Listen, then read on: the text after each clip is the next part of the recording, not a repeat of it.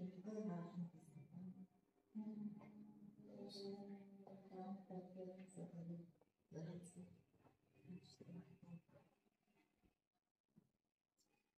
Искам да благодаря на работещите в отделението, които имаха търпението да най-накрая да снабдим болницата и в частност отделението при удобни болести с нов рентгенов апарат. Това е апарат на водеща японска марка, която е втората в света, която произвежда рентгенова техника. Е доста висок клас. С него се надяваме, че диагностиката ще бъде на едно по възможност по-високо ниво, въпреки че нашите лекари са достатъчно добри и през това време са доказали, че може да работят дори с старата техника, която беше така доста вече морално остаряла. Ще видите на снимките, произведена на 80-те години, лампова технология, която няма как да бъде вече да отговаря въобще на стандартите за безопасност, дори камо и за диагностика.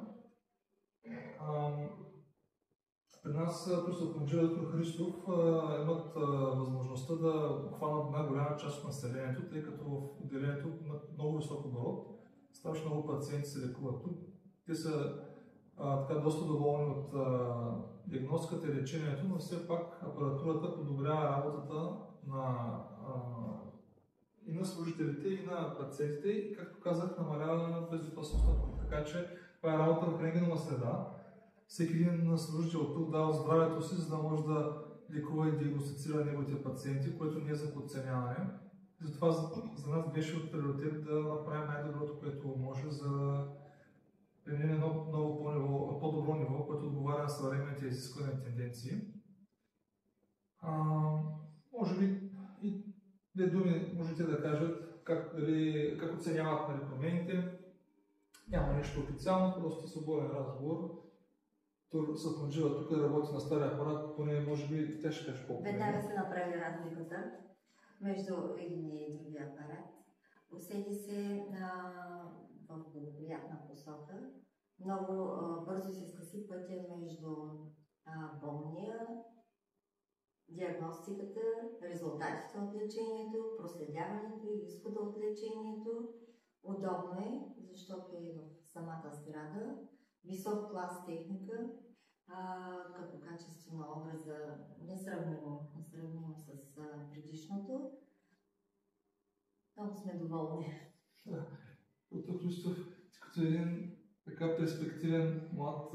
Много съм благодарен за тази възможност, която имаме да работим с такъв рентген, като специализант. Това е ключово за моето обучение. Цяло доволен ли си от самата специализация? Да, разбира се, всичко е точно по програма, както трябва според стандартите. Аз също много се радвам, че тук имаме трима специализанти. Двете колежки са в момента в майчинство. Доктор Христов, като все пак мъж колега, за мен беше много важен ключова личност, тъй като все пак добре е да има баланс вътре на мъже и жени, тъй като това подобрява работа в колективите. И съответно, ако той успешно да може да защити скоро специалност, ще работи за обществото следващите, надявам се, десетки години. Така че приноса на Турса Панджиева, освен за лечението на пациентите и в изграждането на нови кадри, което аз лично подпомагам съвсем леко. Основно в отделенията става обучението. И за мен е много важно, че нашата болница все още има възможност сама да възпроизвежда кадри, които ще бъдат след полза обществото доста години напред. И каквото може ще направим за подобряване на условията. Надявам се по следващия етап да направим и ремонт на отделението, тъй като бяхме спечелили проект към Министерството, преди около 2 години имаше даже и поръчка, бе спечелил изпълнител, но те прекратиха процедурата. И така то остана на едно ниво, което за мен поне не е достатъчно. Така че хубаво има санитарни възли в някои от стаите, но трябва наистина много сериозно, както правим другите отделения. Така че може да се пожелаем това вече от тук нататък. Единствено, успеем да направим отделението. Дай Боже още някой специализант, така че работата е много, това е ясно, но за момента поне мисля, че се справяме.